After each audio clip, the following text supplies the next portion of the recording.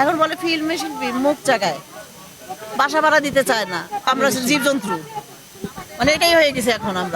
আমি এফডিসিতে রাত 3টা বাজে আসছি খালি ডিপজল ভাইয়ের কারণে। আমি জীবনেও কিন্তু কখনো আসি নাই রাত্রে রাত্রে। আজকে 40 বছর ধরে আমি এখানে কাজ করি, সেই জায়গাতে আমরা তো কখনো এগুলো দেখি নাই। এখন এদের কারণে আমরা এগুলো দেখতেছি। কেন এগুলো কি জন্য? আমরা কি মানুষকে মুখ দেখাইতে পারতেছি না? আমাদের বাংলাদেশের মানুষকে মুখ দেখাইতে পারতেছি না যে এগুলা কি হচ্ছে। এগুলা শিল্পীদের কি ফিল্মের এগুলো কেন হচ্ছে? শিল্পীদেরকে জানতো ফুলের মতো, আমাদের কত সম্মান করতো মানুষ দেখলে। এখন বলে ফিল্মে শিল্পী মুখ জায়গায় বাসা ভাড়া দিতে চায় না, আমাদের পরিবার পরিজনের কাছে মাথা ইয়ে করে দাঁড়াইতে পারি না। আমরা তো এটা চাই না, আমরা চাই ভালো কিছু। আমরা নিপুণের এইসব চাই না, আমরা চাই ডিপজল ভাইকে। ডিপজল ভাই একটা ভালো মানুষ, সে থাকুক, আমরা এটাই চাই। আমাদের পরিবার থেকে বলে যে তোমরা চিড়িয়াখানায় যায় খাঁচায় বন্দি হয়ে থাকো, মানে আমরা চিড়িয়াখানার আমরা জীবজন্তু, মানে এটাই হয়ে গেছে এখন। এখন ফিল্মটা সহজ হয়ে গেছে, এগুলা করার কারণে তো আজকে আমাদের ইন্ডাস্ট্রির ধ্বংসের পথে।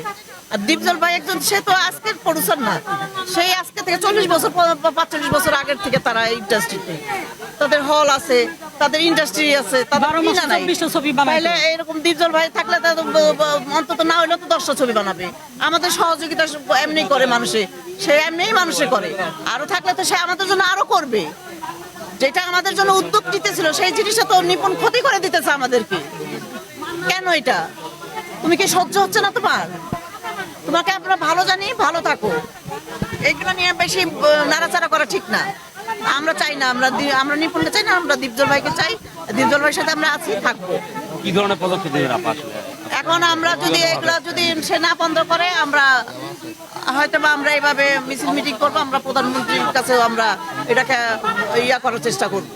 ম্যাডাম, নিপুণ আক্তার অভিযোগ করেছে ডিপজল সাহেব নির্বাচনের আগের দিন শিল্পীদের হুমকি দামকি দিয়েছে, এই ব্যাপারটা? এটা ভুল কথা। ডিপজল ভাইয়ের মতো তো মানুষ হয় না, সে হুমকি দেবে কেন আমাদেরকে? আমাদের ভালোবাসে, আরো কথা বলে, জিজ্ঞেস করে, মানুষের খোঁজ খবর নেয়, সে এগুলো করবে কেন? আমাদের হুমকি ধুমকি দেয় না, এটা মিথ্যা কথা বলছে, এটা একটা বানোয়াট কথা।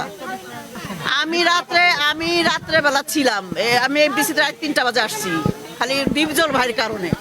আমি জীবনেও কিন্তু কখনো আসি নাই রাত্রে রাত্রে। সেই ডিপজল ভাই মানে ভোটে পাশ করলো না করলো এটার জন্য জানার জন্য আসছি। তো কই, আমি তো কারোর মদ খাইতে দেখলাম না। হ্যাঁ, এটা কোন ধরনের কথা? এটা একটা ভদ্র মেয়ের মুখের কথা এগুলা?